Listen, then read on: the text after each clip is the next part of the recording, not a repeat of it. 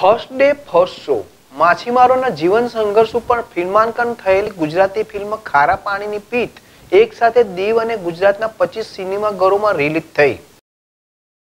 સંઘ પ્રદેશ દીવ અરબી સમુદ્રના કિનારે વસેલો એક સુંદર ટાપુ છે। દીવના 75% લોકો માછીમારી વ્યવસાય સાથે સંકળાયેલા છે। ત્યારે માછીમારી કે જેઓ પોતાના પરિવારના જીવન નિર્વાહ માટે ઊંડા દરિયામાં ઊંચા મોજાની લહેરો સાથે બાથ ભરીને પોતાના પરિવાર માટે મોતને પોતાની હથેળીમાં અને માથે કફન બાંધીને જ્યારે દરિયો ખેડવા જાય છે, ત્યારે દરિયા ખેડૂતના જીવનની ઝીણવટભરી સાચી હકીકત દર્શાવતી ફિલ્મ, જેમાં દીવથી લઈ છેક દેવભૂમિ દ્વારકા, પોરબંદરથી લઈ પાકિસ્તાન અને કચ્છના અખાતથી લઈને કરાંચી સુધીની સત્ય કથા સામેલ કરવામાં આવી છે। દરિયા કિનારાના માછીમાર વ્યવસાય સાથે જોડાયેલા માછીમારના જીવન સંઘર્ષ ઉપર ફિલ્માંકન થયેલી ગુજરાતી ફિલ્મ ખારા પાણીની પ્રીત દીવ અને ગુજરાતના 25 સિનેમાઘરોમાં રજૂ થઈ। આ ફિલ્મ નાગેશ્વર ફિલ્મ પ્રોડક્શન લામધાર ઉના બેનર હેઠળ તૈયાર કરવામાં આવેલ છે, જેના નિર્માતા લુંભાભાઈ વાજા અને સહનિર્માતા અંજના અશોક નિર્ભય વાજા છે। આ ફિલ્મની કથા, પટકથા, સંવાદ અને દિગ્દર્શક દીવના લેખક માનસિંહ બામણિયાએ કર્યું છે। આ મુહૂર્ત સમયે જણાવ્યું હતું કે આ ફિલ્મ ઉત્સવ અને કથા અનુરૂપ વિરહ કે વેદનાના ગીતો લીલાવંતી માનસિંહ અને ભરત ખૌનીએ આપ્યા છે। ગુજરાતી લોક લાડીલા અને મશહૂર ભભમ ભભમ ગાડી લાવ્યા ગીતના ગાયક અનિલ બારોટે પણ ફિલ્મ ખારા પાણીની પ્રીતમાં માછીમારો ઉપર એક સુંદર ગીત ગાયું છે।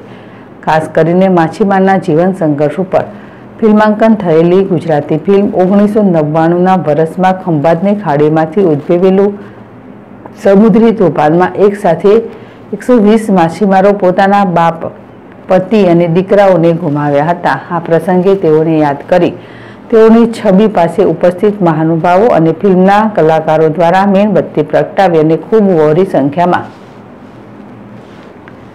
લોકોએ પોતાના મોબાઈલની ફ્લેશ લાઇટ ચાલુ કરી હૃદયાંજલિ અર્પણ કરવામાં આવી હતી। ઉપસ્થિત દરેક લોકોને સંવેદના અને ખરા અર્થમાં માછીમાર સમાજ પ્રત્યેની લાગણી દર્શાવી હતી। આ ફિલ્મ માછીમારોના પરિવારના જીવન સંઘર્ષ પર બનેલી હોય, તેથી મોટી સંખ્યામાં માછીમારોના પરિવારના લોકો આ ફિલ્મ નિહાળીને અતિ ખુશ થયા।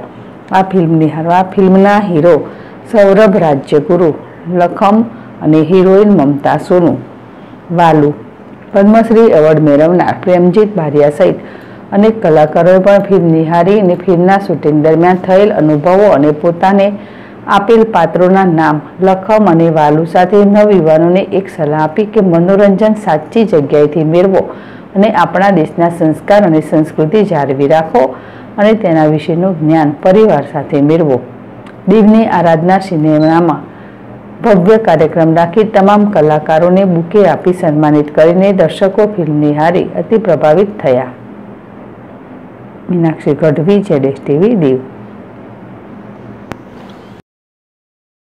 આપવા માંગુ છું કે આપણે મનોરંજન, because I am coming from an entertainment field, તો મનોરંજન સાચી જગ્યાથી તમે લો જ્યાંથી તમને સારા મેસેજ પણ મળતા હોય। અત્યારે મનોરંજનના નામ ઉપર ખબર નહીં જનરેશન થોડીક અલગ રસ્તે જઈ રહી છે, બટ જ્યારે આવી ફિલ્મો આવે છે ત્યારે ફક્ત નોજવાનો નહીં, આપણા જેટલા પણ વડીલો છે એમને પણ હું નમ્ર અપીલ કરું છું કે આપણા સંસ્કાર સંસ્કૃતિથી જોડાયેલી જ્યારે કોઈ પણ ફિલ્મ આવે ત્યારે તમે લોકો પણ જુઓ અને તમારા પરિવારના સભ્યોને પણ લઈને આવો। આ ફેમિલી સાથે આપણે ફિલ્મ જોઈ શકીએ એ ટાઈપની ફિલ્મ છે, તો આપ તમામ લોકો જરૂરથી આવજો જોવા।